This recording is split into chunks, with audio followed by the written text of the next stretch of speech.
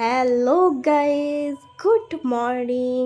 তো সকালবেলা ঘুম থেকে উঠে প্রথমেই হয়ে নিয়েছিলাম ফ্রেশ, তারপরে খেয়েছিলাম চিয়া সিড আর আমন্ড। দেন ব্রেকফাস্টে আজকে ছিল কচুরি গরম গরম আর ঘুগনি।